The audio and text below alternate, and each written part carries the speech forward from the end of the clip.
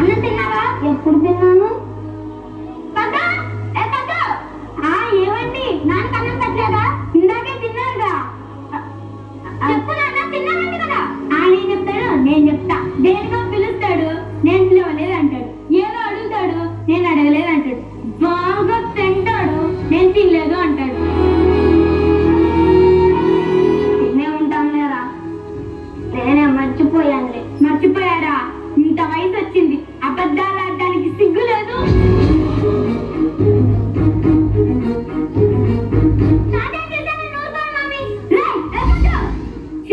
ఈ ముసోడి వల్ల రోజు ఇంట్లో ఏదో ఒక గొడవ.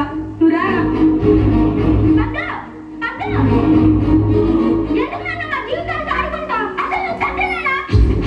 నీ ముఖం చూస్తుంటే అసహ్యం వేస్తుంది.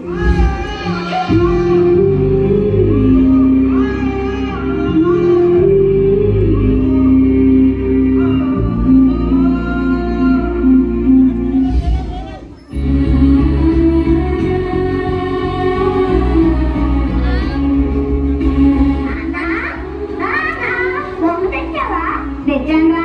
ఏది? సర్లే కానీ మరి నాకు ఇవ్వాల్సింది సరిపోరా, ఇంకా గట్టిగా.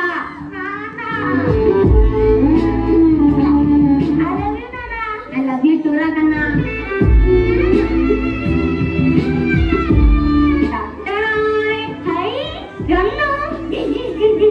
అన్నం తినాలన్నా? లేదు నాన్న, ఆకలి వేస్తుంది అంటే నాన్న దగ్గర తిందురా అన్నాడు.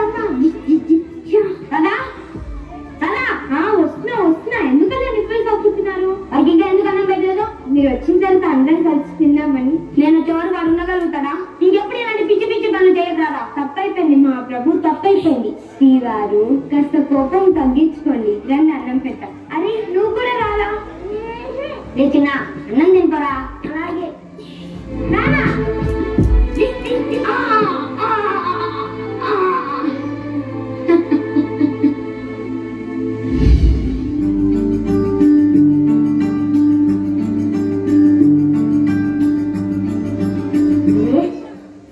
సినిమాలు వస్తాయా?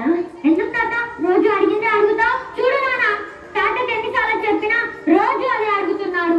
ఆయనకి తిక్కరా, అలాగే విసిగిస్తూ ఉంటారు. నువ్వు వెళ్ళి వర్క్ చేసుకో.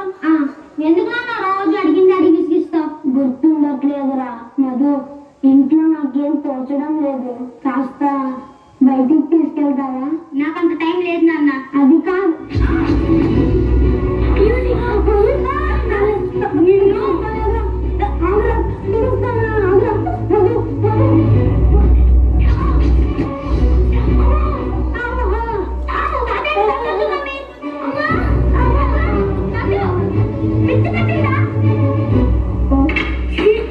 ఈ ముసలాడి వల్ల రోజు ఇంట్లో ఏదో ఒక గొడవ.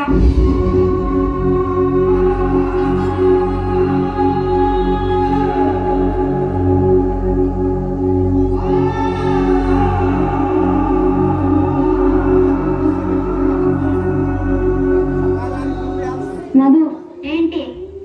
నాకు కొంచెం డబ్బులు కావాలరా. చిన్న చిన్న వాటికి కూడా పోవడం అడగాలంటే ఇబ్బందిగా ఉందిరా. అసలు నీకెందుకు డబ్బులు? 30 ఇంకేది చాలదా? ఇంట్లో అంత ఇబ్బందిగా ఉంటే ఇంట్లో నుంచి బయటికి పో.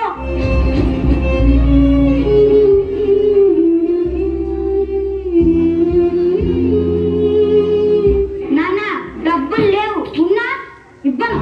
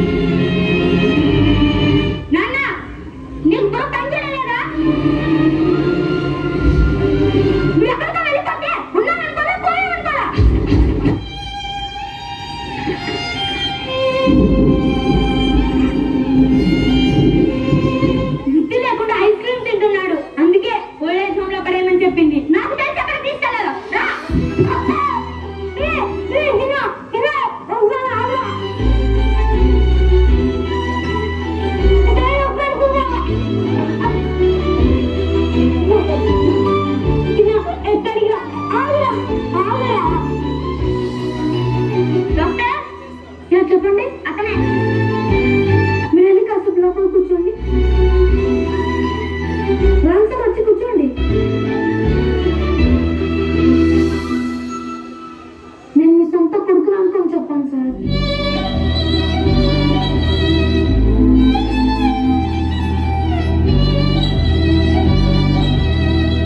నాకేం గుర్తుండట్లేదు డాక్టర్. ఇంట్లో నుంచి బయటికి వెళ్తానా ఇల్లు గుర్తుండదు. అసలు ఎందుకు బయటకు వచ్చాను గుర్తుండదు. అన్నం తింటాను అది కూడా గుర్తుండదు డాక్టర్. నాతో చెప్పుకుందామంటే నేను కూడా తిరగలేని కొడుకు ఎప్పుడు నాపై అరుస్తూ ఇంట్లో నుండి ఎప్పుడు గెంటేద్దామని చూసే కూతురు లాంటి కోడలు. మీరైనా వాళ్ళకి అర్థమయ్యేలా చెప్పండి డాక్టర్. ఇదంతా కావాలని చేయలేదని చెప్పండి డాక్టర్. నేనుండి మా వాళ్ళకి సంతోషాన్ని దూరం చేస్తున్నాను. నేను లేకుండా నా కొడుకు కోడలు సంతోషంగా ఉండగలరా? అరే అదేం లేదు, మీరు వెళ్ళి బయట కూర్చోండి సార్. మా నాన్నకి ఏమైంది డాక్టర్? మీ నాన్నకు వచ్చిన వ్యాధి పేరు అల్జీమర్స్. అది వయసుతో పాటు అందరికీ వస్తుంది, కానీ ఆ విషయం ఆయనకు కూడా తెలియదు. నాకెందుకు ఇలా అవుతుందని కన్ఫ్యూజ్ అవుతున్నాడు. ఇప్పుడు మీకు మీ కొడుకున్నాను, మీ నాన్న కూడా అంతే. మీరు ఆయన పైన చూపాల్సింది కోపం కాదు, ప్రేమ. నువ్వు ఆయన దృష్టిలో కోడలు కాదు, కూతురువి.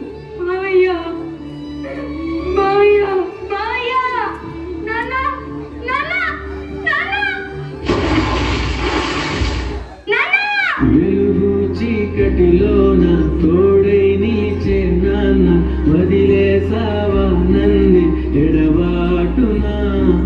కసిరే వేదనలోన మసిలే ధైర్యం లేని పసివాణ్ణేలే ఇంకా ఎదమాటునా. మదిలో ఎంతో దిగులే ఉన్నా నవ్వుతూ నన్నే పెంచావు నాన్న. కరిగే మైనమ్మవుతున్నా నిసిలో వెలుగై నడిపావు నాన్న. వెలుగు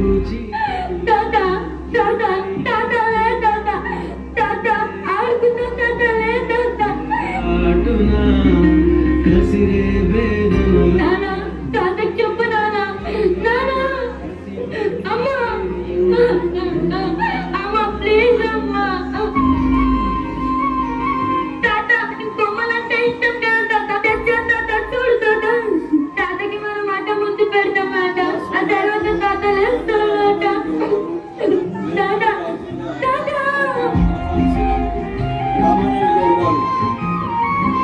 రాష్ట్ర కాంగ్రెస్ పార్టీ నాయకులు పంజాబ్ రామాంజనేయ గౌడ్ గారిని వేదిక ముందుకు రావాల్సిందిగా ఆహ్వానిస్తున్నాం.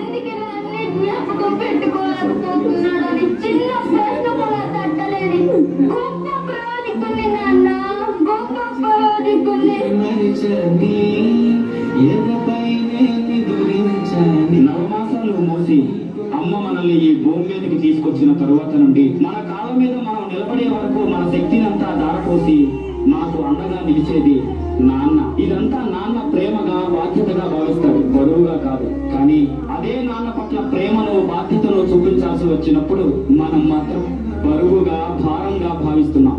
ఆలోచించండి, మన పిల్లలు కూడా మనల్ని గమనిస్తున్నారు. ఆలోచించండి. గట్టిగా చప్పట్లతో కొత్తవారి క్రియేషన్స్ బీబీ నగర్ వారి డ్రామా ముసలి తల్లిదండ్రులను చేదరించుకోకుండా మంచిగా చూడాలని చెప్పారు.